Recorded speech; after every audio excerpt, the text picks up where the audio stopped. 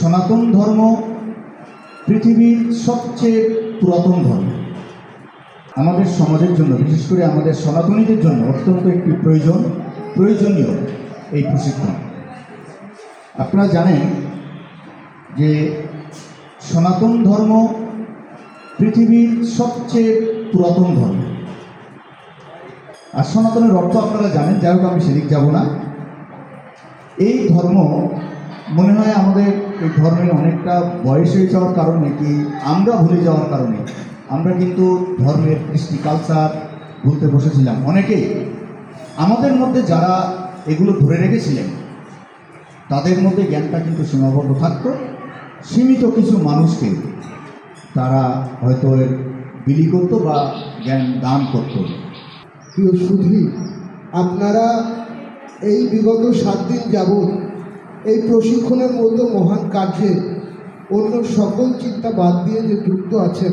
এখন আপনারা বাড়িতে থাকলে আপনাদের নানা রকম কাজ থাকে, কিন্তু এখানে যে 7 দিন আপনারা আছেন সব কিছু কিন্তু পরম করুণাময় গোবিন্দ চালিয়ে নিচ্ছেন। কারণ তিনি গীতার মধ্যে উল্লেখ করেছেন, যেটা যোগ অর্থাৎ অপ্রাপ্ত, যেটা আমাদের প্রাপ্ত হয়নি এখনো, সেটার সন্ধানও তিনি দিচ্ছেন, এবং ক্ষেম অর্থাৎ যেটা আমরা পেয়েছি সেটা রক্ষার দায়িত্বও তিনি নিচ্ছেন।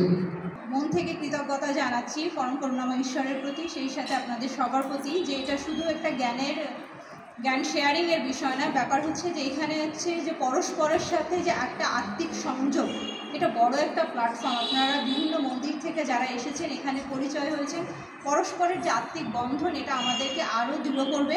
এরা যে জ্ঞানগুলো দিয়েছেন আপনাদের, এনারা যে তাদের জ্ঞানগর্ভ অভিজ্ঞতাগুলো আপনাদেরকে বলেছেন, এগুলো আপনাদের জন্য যারা কাজে লাগাবেন তারা কাজে লাগাবেন নিজেদের ক্ষেত্রে, না হলে কি করবেন আমাদের কমিউনিটির কাছে ভক্তবৃন্দের। কারণ আপনাদেরকে কেন আমরা সিলেক্ট করেছি, যে আপনারা মন্দিরের সেবায়িত বা পুরোহিত, যারা নাকি সরাসরিভাবে আমাদের ভক্তবৃন্দের ইমোশনের সাথে যুক্ত।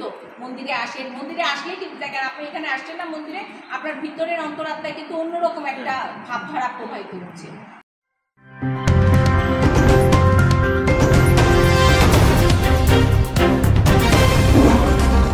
Voice of Tiger.